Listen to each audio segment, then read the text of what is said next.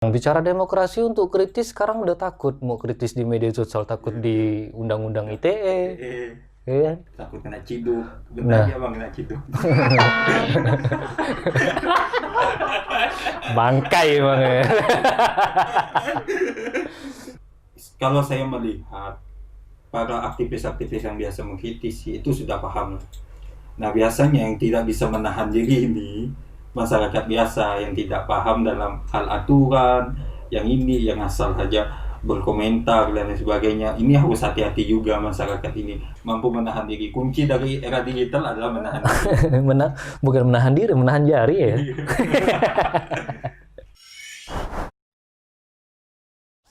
Kan bulan 12 ya, bulan 12 ada beberapa kota nih di Kalbar.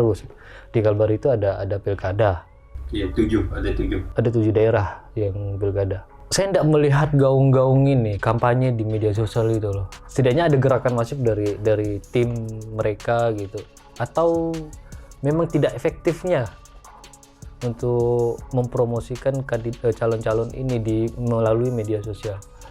Kalau di daerah itu hanya beberapa daerah saja yang memang karena jaringan internetnya mereka lancar, itu beberapa daerah saja yang memang aktif. Misalnya di Sambas itu cukup aktif di dalam hal ini. Cuma kalau daerah Hudu sana itu dia tidak memaksimalkan benar kampanye di media sosial. Dia masih menggunakan cara lama, tatap muka dengan masyarakat seperti itu. Karena kondisi sekarang karena pilkada di tengah pandemi, mau tidak mau seharusnya era digital ini harus dimanfaatkan seperti itu. Inilah salah satu untuk memperkenalkan calon, karena ketika dia tatap muka dia terbatas sekarang, karena kampanye itu hanya boleh 50 orang di dalam satu forum kampanye. Tetap boleh ya? Tetap boleh tatap muka tapi dia terbatas. Kan masih pandemi gitu, kok masih dipaksakan pilkada. Menurutmu ada enggak sih dari dapat informasi dari KPU di Kalbar gitu? Ini yang kami kecewa kepada pengambil kebijakan. Pengambil kebijakan pada saat awal-awal di dalam menentukan itu tidak mendengarkan kawan-kawan penggiat.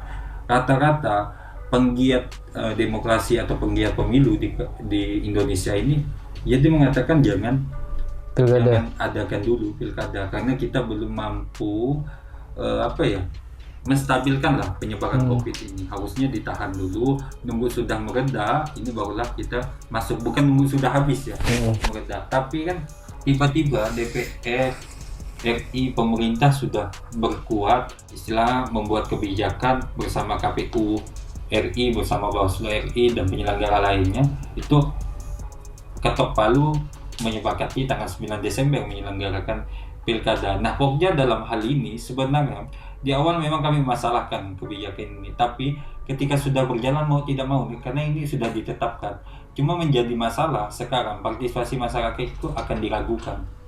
Apalagi ini penyelenggaraan di tengah pandemi dianggap tidak manusiawi. Makanya kami katakan beberapa kali di beberapa kegiatan, kami katakan mau tidak mau masyarakat harus tetap mensukseskan penyelenggaraan ini. Karena ini kita memilih calon pemimpin. Tunggu. Saya agak ambigu nih gini. Penyelenggaraan pemilu ini, pilkada ini di zaman pandemi tidak manusiawi, ya kan? Tapi mau tidak mau masyarakat harus berpartisipasi gitu. Tidak manusiawi. Berarti pemerintah udah melanggar HAM di situ. Iya, bisa dikatakan. Tapi dipaksa juga masyarakat untuk berpartisipasi. Iya. Nah, cuma kan seperti ini. Barang itu kan ketika ini dianggap tidak manusiawi tadi adalah ketika mereka memutuskan. Tapi mau tidak mau kita kan memilih pemimpin daerah yang akan berpengaruh pada pembangunan daerah. Masalah kita biarkan, kita apatis dengan hal itu. Tapi kan bisa digantikan dengan PLT, dengan Sekda dan segala macam. Nah, di sini kunci sebenarnya. Kemarin itu di awal-awal narasi dibangun oleh pemerintah ini memperdebatkan soal narasi soal PLT PJ ini. Karena dalam hal PLT PJ ini dia tidak bisa seperti bupati definitif. Wewenang dia tidak seperti bupati definitif. Artinya ketika PJ ini panjang dalam dia memimpin, dia tidak bisa mengambil kebijakan strategis. Seharusnya narasi yang dibangun dari awal ada ketika itu ada meyakinkan masyarakat bahwa pilkada di tengah pandemi ini ketika menggunakan protokol kesehatan itu bisa. Nah ini yang tidak dibangun di masyarakat, sehingga masyarakat sekarang Tapi sebenarnya tetap bahwa pemerintah melakukan kejahatan kemanusiaan karena mengorbankan masyarakat. iya, Ya ini berhubungan dengan nyawa gitu. iya, Bicara jabatan itu kan sebenarnya banyak banyak strategi yang bisa Betul, dibuat betul. karena pemerintah punya banyak Iya, punya punya kebijakan, regulasi punya dan regulasi dan segala macam. itu. Dan itu ternyata balik lagi ke pembicaraan awal kita, topik kita, bahwa pelanggar demokrasi di Indonesia adalah pemerintah sendiri. Itu kesimpulannya. Meminta termasuk polisi.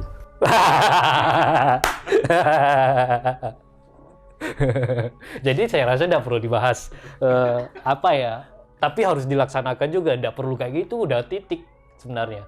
Enggak, karena gini bang, bahaya bang kalau kita tidak ikut mengawal dalam proses demokrasi ini, karena kita pemimpin daerah. Tidak bisa, kita mau tidak mau karena ini sudah diputuskan. Kuncinya adalah protokol kesehatan tadi. Masyarakat ikut mengawal tapi ikuti protokol kesehatan. Kan bisa dibuat aplikasi gitu, masyarakat bisa milih baring gitu kan, sambil nongkrong rokok ngopi gitu. Yakin nggak kita ingin menggunakan cara sekarang yang belum siap, karena kan mendadak. Yang namanya pandemi ini kan di tahun 2000. Dan masyarakat juga hidupnya tidak mendadak kan, Betul. sampai di usia harus memilih itu hidupnya tidak mendadak langsung bisa memilih gitu. Nah, kenapa mendadak pilkadanya lebih penting daripada mendadak manusianya harus dipaksa Ikut mengawal. ikut mempertaruhkan nyawa di masa pandemi ini. Maksud saya adalah mengawal bukan mempertaruhkan nyawa, makanya saya katakan tadi mengawal tapi protokol kesehatan harus diperhatikan seperti itu. Yakin pemerintah bisa? Seperti ini, masyarakat itu kan mengawal itu kan independen, jangan tergantung pemerintah. Pemerintah ini sulit sekali kalau masalah ini, sibuk. Salah satu pengawalan yang dilakukan oleh masyarakat itu seperti apa? Ikut memilih. Itu salah satu ikut memilih. Tapi kan itu akan terjadi kerumunan juga. Ya seperti ini, KPU kemarin karena Pokja kan menyelenggarakan diskusi kemarin terkait pro dan kontra pilkada ini. Nah kita ingin kemarin itu ya semua satu persepsi itu. Nah kalau KPU memastikan ini, dia memastikan KPU adalah TPS nanti akan mengikuti protokol kesehatan. Nah ketika di dalam, kalau dulu kan misalnya diberi waktu dari jam 8 sampai jam 12 waktu pemilihan, tapi sekarang orang diberi undangan langsung dengan jamnya kapan dia datang. Di TPS ada protokol kesehatan. Ketika tidak memenuhi protokol kesehatan, tegur saja penyelenggaranya. Makanya kalau masyarakat Jadi kalau masyarakat pemilih datang tidak protokol kesehatan, yang ditegur penyelenggara? Enggak, TPS itu harus mempersiapkan protokol kesehatan. Misalnya masyarakat tidak membawa masker, di TPS sudah dipersiapkan masker. Termasuk nanti sarung tangan itu ada, paku berganti setiap orang itu ada. Paku berganti setiap orang masih ada gitu? Oh, iya, itu yang harus dilakukan karena itu dalam aturan. Makanya kalau masyarakat ikut mengawal, ketika ada logistik itu kan ada penyediaan logistik. Nah, ketika logistik itu tidak memenuhi protokol kesehatan, masyarakat harus kritik itu, harus penuhi protokol kesehatannya. Inilah kunci dari masyarakat mengawal itu gitu, agar sesuai dengan regulasi itu. Tapi tetap dipaksa kan ya? Ya, itu kalau saya melihat kemarin ketika pemerintah mengambil kebijakan itu dipaksakan. Ya pasti dong dipaksa Karena kan. NU Muhammadiyah yang bilang jangan adakan pilkada di tengah pandemi. Penggiat demokrasi nasional rata-rata mengatakan Iya, berarti kan memang pemerintah gitu. Iya, pemerintah yang memaksakan itu. Cuma narasi yang dibangun kemarin itu jelek sekali menurut kami. Sejak kapan pemerintah membangun narasi yang bagus? Itu dia. Masalah komunikasi mereka tidak pernah bagus, apalagi dari Pak Jokowi selama 1 tahun ini. Iya jelas. Ya aku profesor loh. Anda siapa tidak jelas.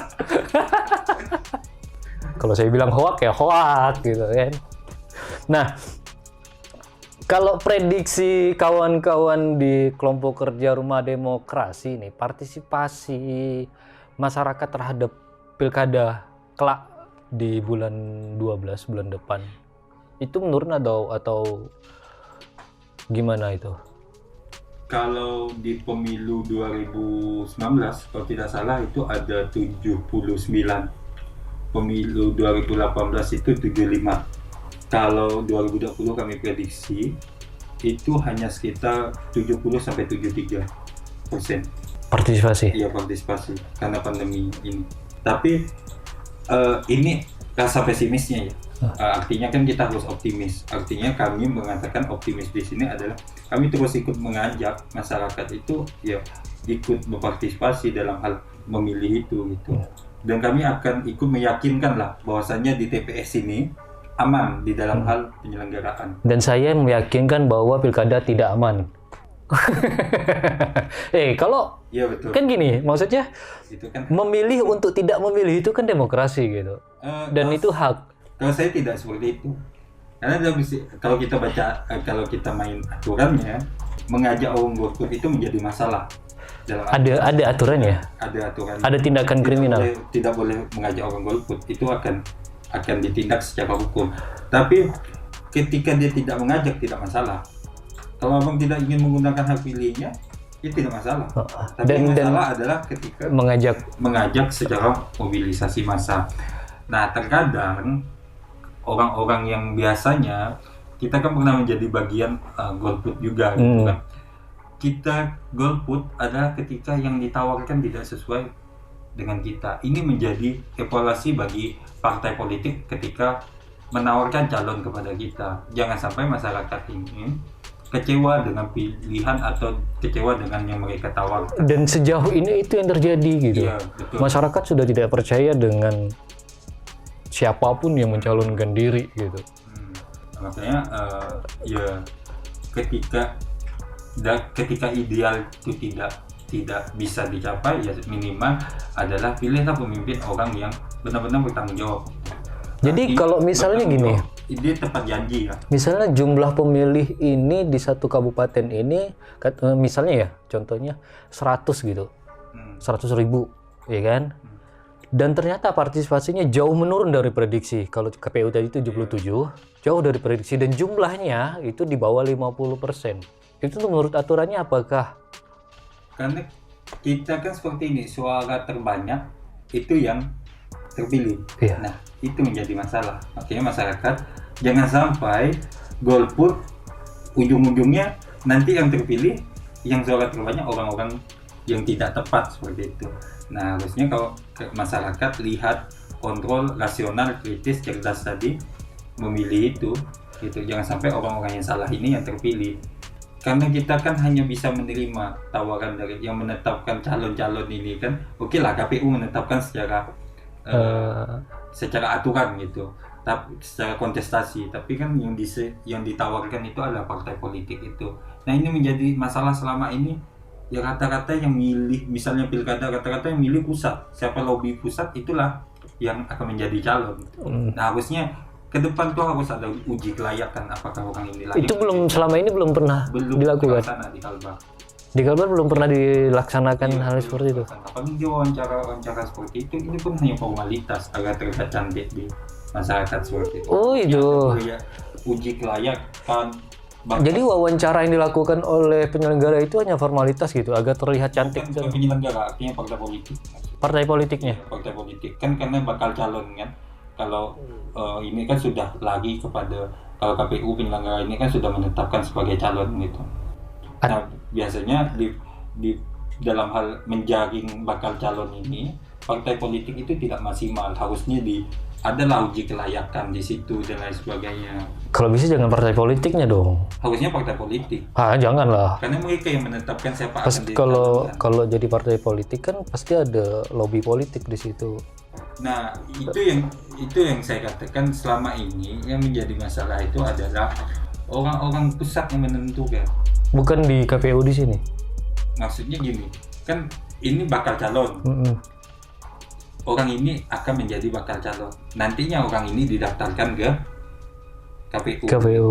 Nah, orang yang didaftarkan dalam KPU ini kan kalau tidak independen dari partai gabungan partai politik. Nah, partai gabungan atau koalisi ini itu mendaftarkan gitu. Nah, biasanya orang-orang memenangkan atau mendapat kursi untuk menjadi calon ini biasanya menang di lobby politik atasnya. Dia tidak melihat dari uji kelayakan apakah orang ini layak atau tidak. Itu belum. KPU sendiri belum melaksanakan uji kelayakan itu. Uji kelayakan itu tidak pernah dilakukan, tidak harusnya dilakukan oleh KPU, karena KPU independen, tidak boleh menilai orang ini layak atau tidak. Selama KPU itu boleh menilai orang layak atau tidak di dalam hal misalnya dokumen, apakah dokumen ini sah atau tidak, pencalonan, syarat pencalonan itu, hanya itu saja. Dalam hal kelayakan segala macam itu larinya ke pengusungnya, ke partai politik. Iya wajar dong, selama ini orangnya itu aja kan. Itu makanya sekarang kalau lihat calon-calon sekarang kan pilkada mau di seluruh Indonesia, itu tuh ya lingkaran mereka aja kan. Ya betul, makanya saya kecewa itu. Misalnya ini pemilu 2000 ini 3 tahun ke depan kita sudah tahu orang ini akan menjadi calon karena dia punya jaringan, dia punya kedekatan dan lain sebagainya.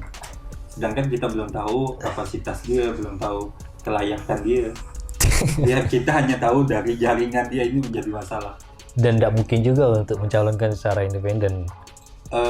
Iya, masyarakat kita sekarang sangat turun dalam hal independen ini. Dan independen ini sulit sekali ketika mencari dukungan itu. Apa yang sih nyebabnya sulit? Duit? Iya, mungkin salah satu itu. Karena misalnya masyarakat ketika ingin membuat KTP harus ada ini gitu. Nah, itu yang harus dipikirkan kembali. Tapi balik lagi ke pilkada tadi itu, aku nggak yakin sih kalau targetnya KPU itu 77, aku nggak yakin. Itu target dia. Tapi kalau kami melihat, kami optimis akan mengajak orang, tapi kalau dalam hal target secara Pokja nampaknya sekitar 70-73 saja. Itu sudah maksimal benar. Alhamdulillah kalau itu mencapai target, artinya masyarakat kita sudah mulai ingin berpartisipasi hari ini. Ini baik bagi demokrasi di Kalbar. Tapi aku punya kekhawatiran gitu loh. Pascanya pilkada akan melonjak lagi itu kan grafik. Sekarang kan di Pontianak udah zona merah nih, gitu. Dan akan terjadi lagi gitu, balik lagi bahwa itu kejahatan HAM juga yang dilakukan. Nah, lebih baik ya kalau aku secara pribadi ya aku memilih untuk tidak memilih gitu. Ketimbang aku mempertaruhkan nyawa gitu kan. Toh kalau apalagi sekarang kan kalau positif baru ditanggung. Kalau negatif swabnya bayar sendiri gitu. Belajar dari pemilu 2019 kemarin, pemilu 2019 itu kan ada beberapa penyelenggara yang meninggal dunia, ratusan penyelenggara gitu. Oh iya banyak ya, ada berapa ratus itu. Makanya kami katakan di pilkada 2020 karena di tengah pandemi ini potensinya bahaya sekali. Sangat bahaya. Makanya kami katakan asas kemanusiaan harus diutamakan. Asas kemanusiaan ini KPU harusnya untuk meyakinkan masyarakat itu, penyelenggara ini harus setiap saat mengupdate informasi mengenai penyebaran kasus ini. Penyebaran kasus kan ada Pokja, misalnya ada Satgas dan COVID ini setiap daerah itu harus bersinergi itu bagaimana mempublikasikan untuk meyakinkan masyarakat bahwasannya pilkada di tengah pandemi ini aman gitu.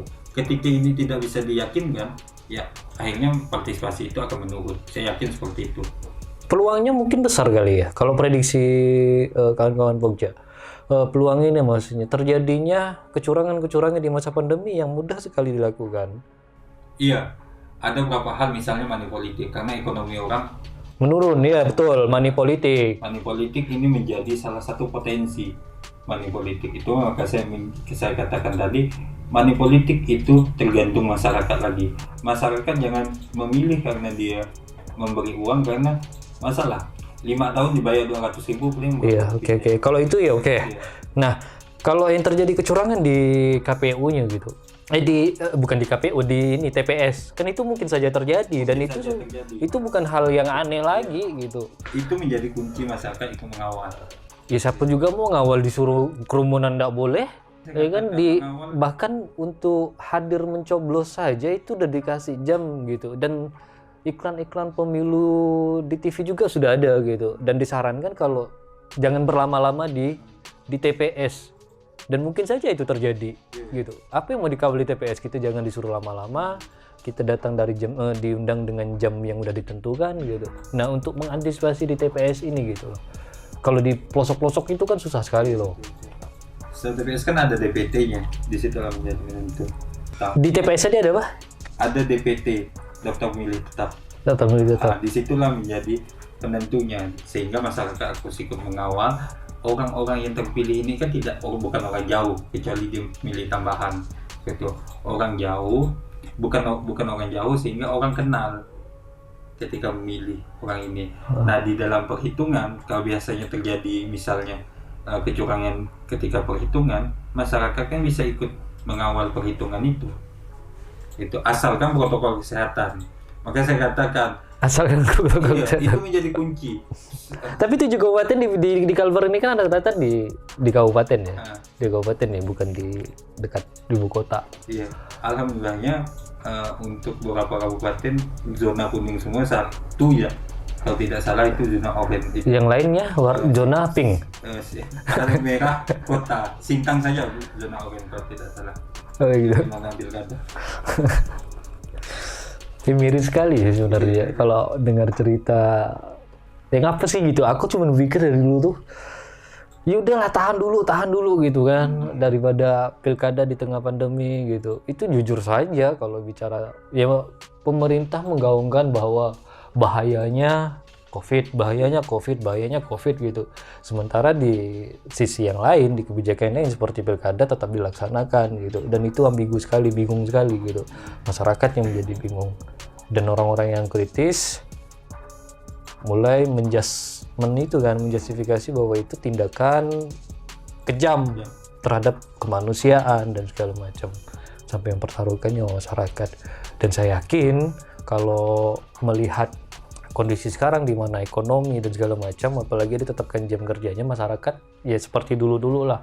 Kurasa lebih memilih kerja aja ketimbang datang ke tempat TPS kan. Tuh selama ini tidak ada perubahan yang signifikan, ya kan? Di tengah pandemi juga mereka harus bekerja untuk membiayain anak-anaknya sekolah yang tidak ada sama sekali nih di Kalbar. Tidak ada sama sekali keringanan, bahkan ditiadakannya uang semester kan, semuanya bayar. Padahal kondisi udah seperti ini gitu. Kalau saya adalah bagaimana kita sama-sama memperbaiki kualitas demokrasi di Kalimantan Barat. Kami punya cita-cita ke depan adalah barometer demokrasi itu harusnya di Kalbar, karena secara keseragaman itu ada Kalbar, keberagaman itu ada di Kalbar, dan tinggal kedewasaan berdemokrasi itu yang harus kita tingkatkan terus-menerus seperti itu. Masih ada tidak demokrasi di Kalbar hari ini? Sampai sekarang masih ada. Contohnya kita punya perbedaan berbagai macam, perbedaan dari pendapat, dari ras, dari suku, agama, tapi kita masih tidak menjadi masalah begitu. Ini salah satu bentuk, itulah ruang demokrasi, seharusnya seperti itu gitu. Oke, terima kasih sudah hadir. Sehat selalu.